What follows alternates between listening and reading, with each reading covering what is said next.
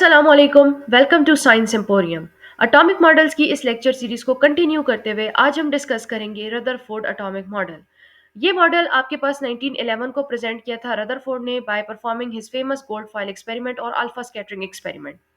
इस एक्सपेरिमेंट के थ्रू इसने जो है न्यूक्लियस को डिस्कवर करके दिया था, इसलिए हम इस एक्सपेरिमेंट को ग्राउंड ब्रेकिंग एक्सपेरिमेंट कहते हैं in the history of the atom.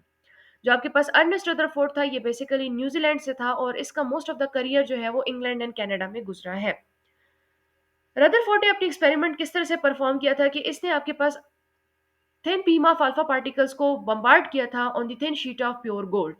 जो आपके पास अल्फा पार्टिकल्स होते हैं ये डबल पॉजिटिवली चार्ज पार्टिकल्स होते हैं और इनको हम हीलियम न्यूक्लिया भी कहते हैं, और ये आपके पास वेरियस रेडियोएक्टिविटी के प्रोसेस में इमिट होते हैं। अब आपके पास क्या था कि रदरफोर्ड ने सबसे पहले तो एक सैंपल ऑफ रेडियम लिया, जो कि बेसिकली आपके पास एक रेडियो एक्टिव मेटल है, और उसको इसने प्लेस कर दिया था इनसाइड अ लेड बॉक्स। और उस लेड बॉक्स में इसने क्या कर दिया था, एक स्मॉल पिन होल कर दिया था। अब क्या हो रहा था कि जब आपके पास रेडियम रेडिएशंस को इमिट कर रहा था तो most of the radiations were being absorbed by the lead, लेकिन वो जो आपके पास थिन स्मॉल पिन होल था उसमें से आपके पास thin beam of alpha particles escape कर रहे थे और वो आपके पास डायरेक्टेड थे ऑन द गोल्ड फॉयल। यानी कि इस स्मॉल पिन होल में से आपके पास अल्फा पार्टिकल्स एस्केप कर रहे थे और जाके गोल्ड फॉयल के ऊपर उनकी बम्बार्डमेंट हो रही थी। एंड इस तरह से आपके पास रदरफोर्ड ने अपना एक्सपेरिमेंट परफॉर्म किया था। इसके अलावा इसने गोल्ड फॉयल को सराउंड किया था बाय अ डिटेक्टर स्क्रीन, जो कि आपके पास फ्लैशेस प्रोड्यूस करता था जैसे ही उनके ऊपर अल्फा पार्टिकल्स हिट होती थी। तो ये तो हो गया आपके पास थोड़ा सा इंट्रोडक्शन या background to Rutherford atomic model. अच्छा जी, अब अक्सर स्टूडेंट से ये क्वेश्चन पूछा जाता है कि रदरफोर्ड ने गोल्ड फॉइल का ही यूज क्यों किया, उस वो इसके अलावा किसी और चीज का यूज क्यों नहीं कर रहा था, किसी आम से सस्ते से मेटल का यूज कर लेता, निकल का यूज कर लेता। उसने अपने इतने ज्यादा पैसे क्यों जाया किए गोल्ड फॉइल को यूज करने पे। तो इसके पीछे सिंपल सा रीजन है। सबसे पहला तो आपने ये जवाब देना है कि आपके पास अल्फा पार्टिकल्स जो है उनकी पेनिट्रेशन पावर बहुत लो होती है। अल्फा पार्टिकल जो है वो एक पेपर तक की पेनिट्रेशन पावर रखते हैं, यानी कि वो एक पेपर को पेनिट्रेट कर सकते हैं, इसके आगे वो किसी थिक मटेरियल को पेनिट्रेट नहीं कर सकते। दूसरा, आपके पास जो गोल्ड फॉयल है वो काफी मेलिएबल होता है, ठीक है, यानी कि इसको आप एक्सट्रीमली थिन शीट्स में हैमर कर सकते हो, इतनी थिन कि उसका विड्थ जो है वो 0.0004 सेंटीमीटर तक हो जाए, जो कि आपके पास basically few hundred atoms thick होता है। तो ये काफी थिन है, ठीक है, काफी थिन शीट्स में आपके पास गोल्ड जो है वो हैमर किया जा सकता है। तो जाहिर सी बात है, जब आपके पास थिन शीट आ गई है तो उसको आपके पास अब अल्फा पार्टिकल्स क्या कर सकते हैं, पेनिट्रेट कर सकते हैं। तो इसीलिए आपके पास रदरफोर्ड ने थोड़े से पैसे जाया किए और उसने क्या किया, गोल्ड फॉयल का यूज किया rather than using some other metal जो कि आपके पास थिक हो, ठीक है।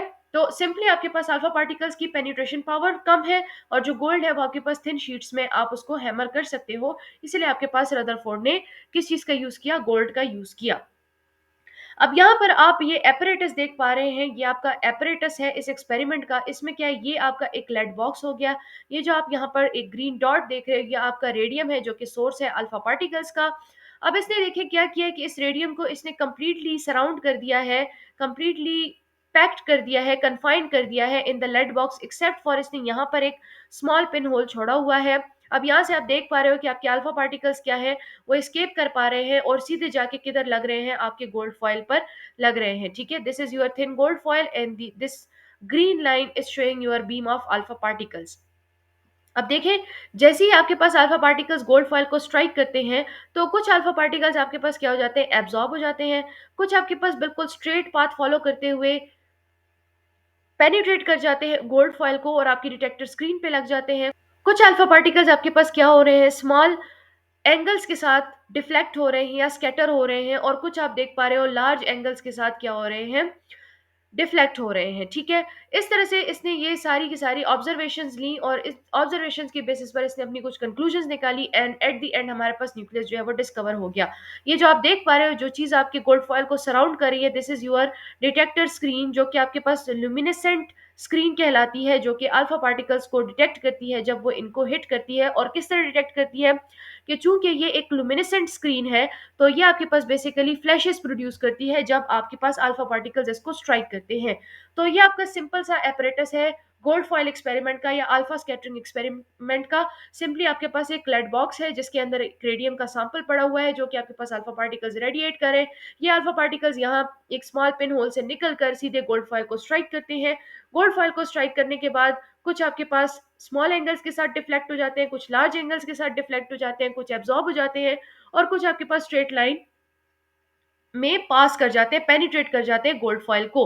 और ये सारी चीजें आपके पास जो एंगल्स में डिफ्लेक्शन आपको शो हो रही है, ये सारी चीजें आपको डिटेक्ट हो रही है through this detector screen which is surrounding the gold foil. तो ये हो गया आपका रदरफोर्ड अटोमिक मॉडल से रेलेवेंट जो आपका एक्सपेरिमेंट है, गोल्ड फॉइल एक्सपेरिमेंट है, उसका एपरेटस भी हो गया और उसका प्रोसीजर भी हमने देख लिया। ओके जी, अब आते हैं हम comparison of plum pudding model and Rutherford experiment की तरफ कि आपके पास plum pudding model and Rutherford experiment के दरमियान क्या सिमिलैरिटीज और क्या डिफरेंसेस हैं। तो आपके पास, हमें पता है, हमने थॉमसन प्लम पुडिंग मॉडल अभी रिसेंटली डिस्कस किया था, जिसमें हमने ये चीज देखी थी कि आपके पास जो आपका पॉजिटिव चार्ज है वो through out the entire volume of the atom क्या है, स्प्रेड आउट है। यानी कि आप ऐसे कह सकते हो कि आपके पास पॉजिटिवली चार्ज पार्टिकल्स का एक सूप है जिसमें आपके पास आपके नेगेटिव चार्ज क्या कर रहे हैं, फ्लोट कर रहे हैं, ठीक है। तो अब आपके पास क्या था, इसी चीज को सामने रखते हुए रदरफोर्ड ने ये प्रेडिक्शन निकाली थी अभी बिफोर परफॉर्मिंग द एक्सपेरिमेंट। उसने ये प्रेडिक्शन निकाली कि आपके पास जो ज्यादातर आपके अल्फा पार्टिकल्स होंगे वो स्ट्रेट पास कर जाएंगे, ठीक है, सारे के सारे आपके अल्फा पार्टिकल्स स्ट्रेट पास कर जाएंगे थ्रू द गोल्ड फॉयल, क्योंकि इनके ऊपर जो आपके पास ये स्प्रेड आउट पॉजिटिव चार्ज है इसका इफेक्ट काफी कमजोर होगा, वीक होगा, जिसकी वजह से आपके जो massive and fast moving alpha particles है वो स्ट्रेट पाथ को फॉलो करेंगे और उनकी पाथ अनइफेक्टेड रहेगी। वेर जब रदरफोर्ड ने एक्सपेरिमेंट परफॉर्म किया तो उसने ये चीज देखी कि सही है, most of the alpha particles did pass straight through the gold foil, but हमारे पास कुछ अल्फा पार्टिकल्स ऐसे भी थे जो कि हमारे पास डिफरेंट एंगल्स के साथ डिफ्लेक्ट हुए, ठीक है। A few alpha particles, about 1 in 20,000, were deflected more than 90 degree from their path, ठीक है। सो ये काफी लार्ज डिफ्लेक्शन है कि वो 90 डिग्री से भी ज्यादा एंगल पे क्या हुए, डिफ्लेक्ट हुए। यानी कि कोई ऐसी चीज हमारे पास एटम के अंदर मौजूद है जिसके जिसके ऊपर पॉजिटिव चार्ज है और वो इन अल्फा पार्टिकल्स को क्या करें, डिफ्लेक्ट करें, उनको स्कैटर करें, ठीक है। तो जब रदरफोर्ड ने ये एक्सपेरिमेंट परफॉर्म किया और उसने ये ऑब्जर्वेशन निकाली तो उसने क्या कहा, उसके अल्फाज कुछ ऐसे थे कि it was quite the most incredible event that had ever happen to me in my life. It was almost as incredible as if you fired a 15-inch shell at a piece of tissue paper and it came back and hit you। कहते हैं कि Rutherford कहते हैं कि आपके पास ये कुछ इस तरह का था कि आपने 15 इंच का शेल लिया और उसको आपने टिश्यू पेपर पे फेंका और वो वापस आपकी तरफ आया और आपको उसने हिट किया, ठीक है। सो ऑफ कोर्स टिश्यू पेपर आपके पास एक काफी कमजोर सी चीज है, उसके ऊपर अगर आप 15 इंच का शेल फेंकेंगे तो वो आपकी तरफ थोड़ी ना आएगा, वो तो सीधे गुजर जाएगा।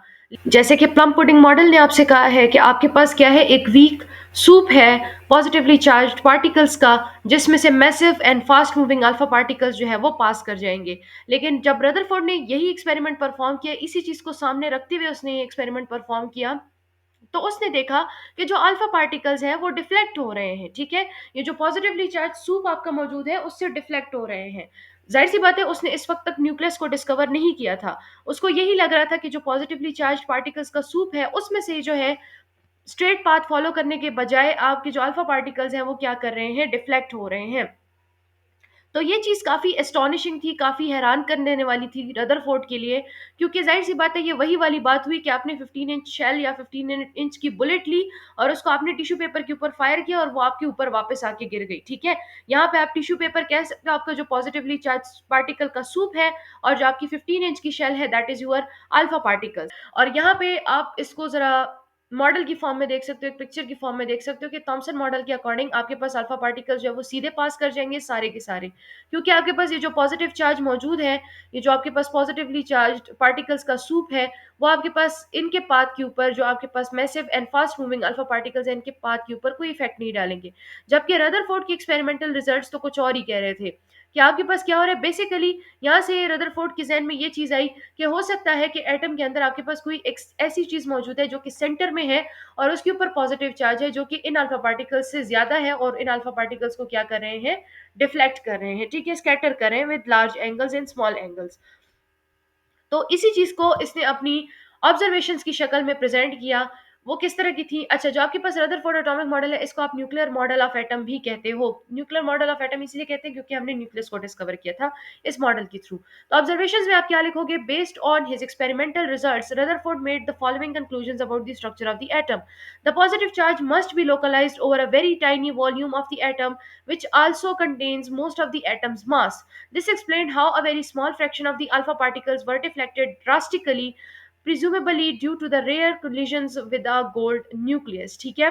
बेसिकली आपके पास क्या है, रदरफोर्ड कह रहा है कि आपके पास लोकलाइज्ड पॉजिटिव चार्ज मौजूद है आपके पास एटम के अंदर, जो कि टाइनी वॉल्यूम में मौजूद है, यानी कि एटम का छोटा सा, बिल्कुल मामूली सा वॉल्यूम अगर आप ले लो ना, उसमें आपके पास एक लोकलाइज्ड पॉजिटिव चार्ज मौजूद है, जिसको ऑफ कोर्स इसने न्यूक्लियस का नाम दिया था।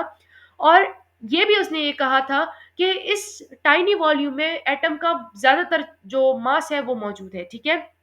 यानी कि जो आपका न्यूक्लियस है उसमें मैक्सिमम जो आपके एटम का मास है वो आपके न्यूक्लियस में मौजूद है, ठीक है।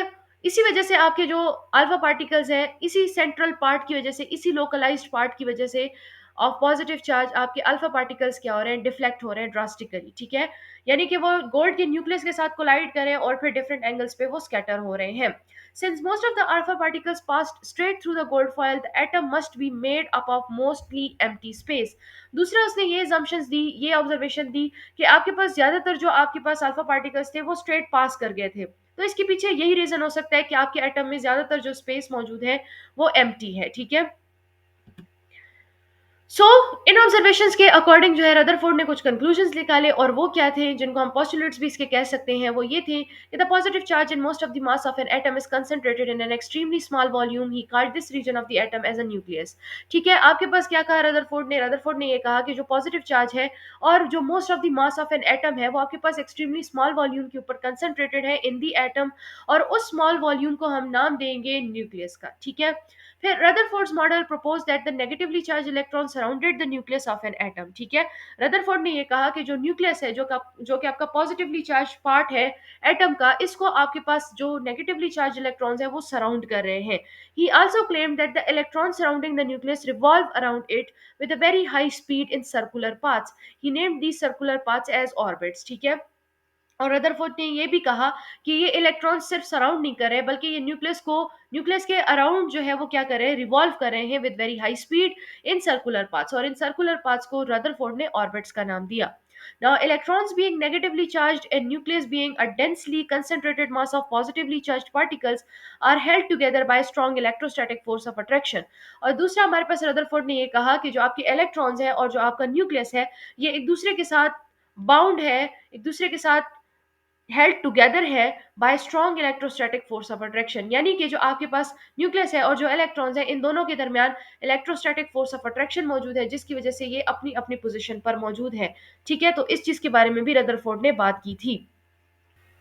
Okay, G, let's discuss some of the limitations of Rutherford atomic model.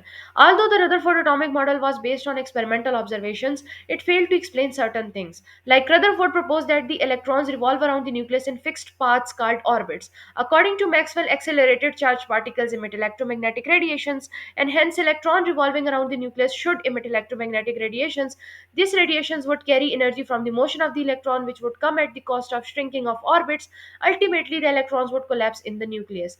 Basically आपके पास रदरफोर्ड ने ये कहा था कि जो आपके इलेक्ट्रॉन्स हैं वो around the nucleus fixed paths में रिवॉल्व करते हैं, जिनको हम ऑर्बिट्स कहते हैं। अब मैक्सवेल के अकॉर्डिंग जब आपके पास चार्जेस जो है वो एक्सेलरेट करते हैं तो वो रेडिएशंस को इमिट करते हैं।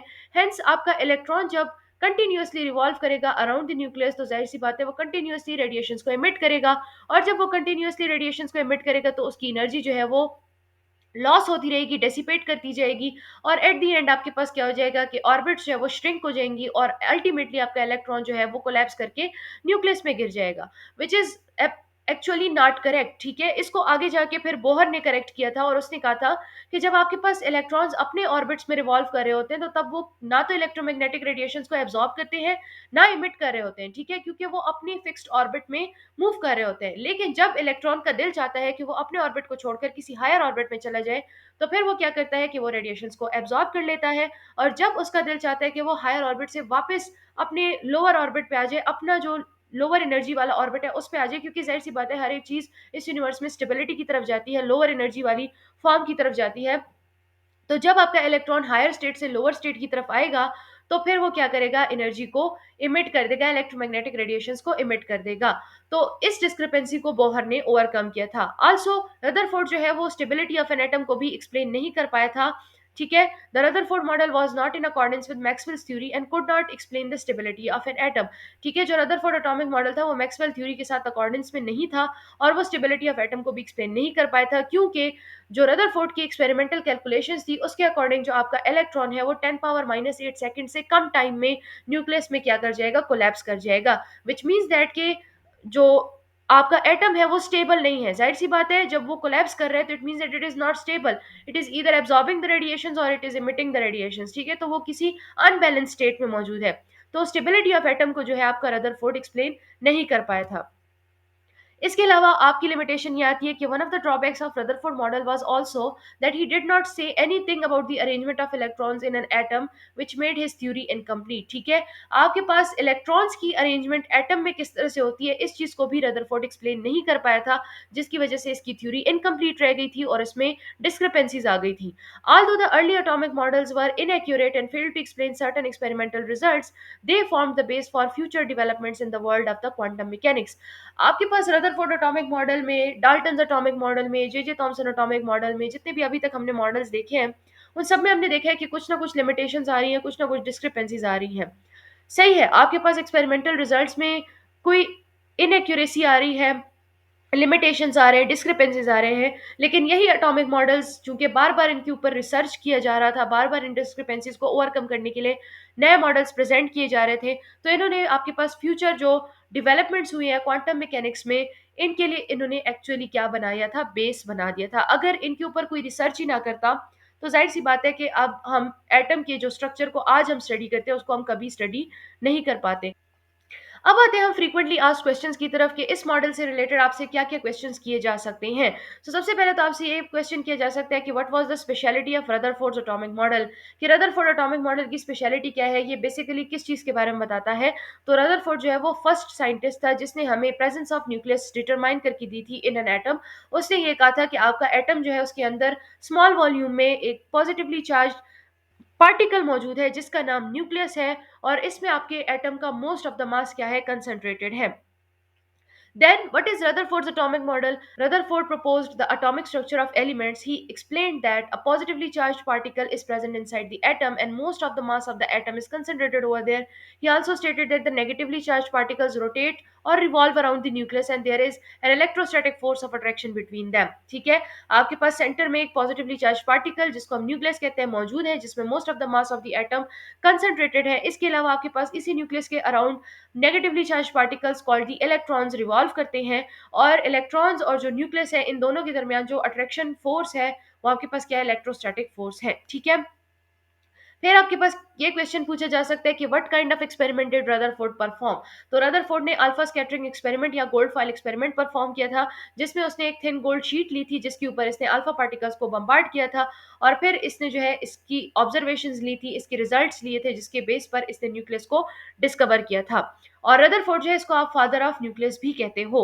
What was the primary observation of Rutherford's atomic model? So Rutherford observed that a microscopic positively charged particle is present inside the atom and most of the mass of an atom is concentrated over there। ठीक है, तो जो उसकी सबसे पहली observation थी वो यही थी कि आपके पास जो है एटम के अंदर सेंटर में एक आपके पास क्या मौजूद है, पॉजिटिवली चार्ज पार्टिकल मौजूद है, जिसको उसने बाद में न्यूक्लियस का नाम दिया, और आपके एटम का most of the mass is concentrated over there. ठीक है, ये चीज आपके पास जब हमने plum pudding model and Rutherford atomic model की कंपैरिजन को डिस्कस किया था तो तब भी हमने देख लिया था कि आपके पास सेंटर में कोई ना कोई ऐसी चीज मौजूद है जो कि इन अल्फा पार्टिकल्स की डिफ्लेक्शन को काज करवा रही है। ठीक है, तो यहाँ से आपके पास जो प्राइमरी ऑब्जर्वेशन आई थी रदरफोर्ड एटॉमिक मॉडल की वो अबाउट न्यूक्लियस थी, about a tiny positively charge particle थी। ठीक है, इसके अलावा आपके पास नेक्स्ट मॉडल आता है बोहर्स एटॉमिक मॉडल, जो कि आपके पास साइंस एम्पोरियम पे मौजूद है। आप वहां पे जाकर इसको देख सकते हैं, आपको इसका लिंक जो है मैं डिस्क्रिप्शन में दे दूंगी, या फिर आप जाके एटॉमिक एंड मॉलिक्यूलर फिजिक्स की प्लेलिस्ट में इसको देख सकते हैं। आज का लेक्चर यही तक, इंशाल्लाह नेक्स्ट लेक्चर में हम कवर करेंगे कैनाल रे एक्सपेरिमेंट को, यानी कि किस तरह से आपका प्रोटॉन जो है वो डिस्कवर किया गया था। तो मिलती हूँ मैं आपसे नेक्स्ट लेक्चर में। टिल देन टेक केयर, अल्लाह हाफिज एंड थैंक्स फॉर वॉचिंग।